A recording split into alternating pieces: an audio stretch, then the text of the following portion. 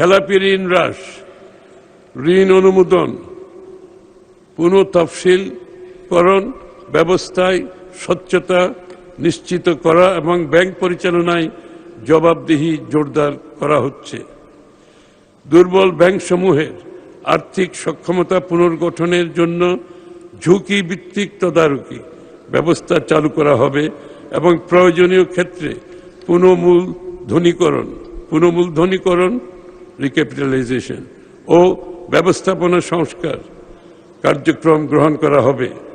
উল্লেখ্য, দুর্বল ব্যাংকসমূহের পুনঃমূলধনীকরণের জন্য চলতি অর্থবছরে সরকার প্রায় 40,000 কোটি টাকা ব্যয় করছে।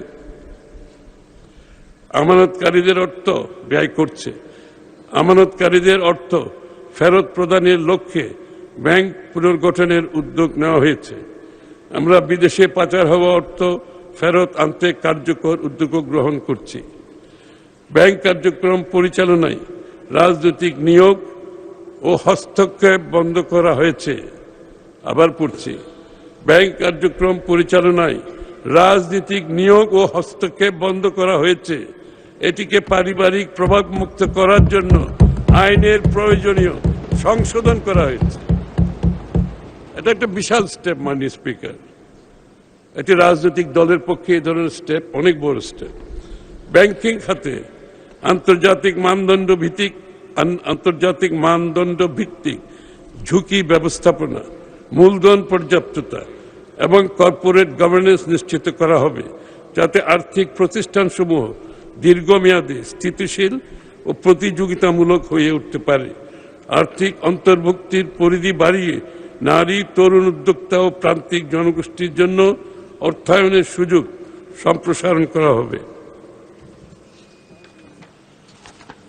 মাননীয় স্পিকার, আমাদের সরকার দেশের অর্থনীতির পুনর্গঠনের অংশ হিসাবে একটি আধুনিক, শক্তিশালী, টেকসই আর্থিক ব্যবস্থা গড়ে তোলার লক্ষ্যে ব্যাংক ও পুঁজিবাজার খাতে কাঠামোগত সংস্কার বাস্তবায়ন করতে বদ্ধপরিকর।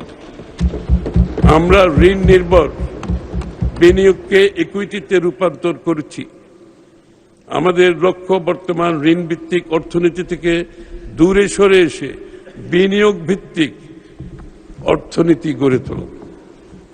দীর্ঘমেয়াদী বিনিয়োগ অর্থায়নের জন্য বন্ড মার্কেট এবং বিকল্প অর্থায়ন ব্যবস্থার উন্নয়ন করা হবে, যাতে ব্যাংক নির্ভর অর্থায়নের উপর চাপ কমে। Corporate bond, mutual fund, green bond, সুকুক এবং অন্যান্য দীর্ঘমেয়াদী বিনিয়োগ উপকরণের উন্নয়ন কাজ চলমান আছে। মাননীয় স্পিকার।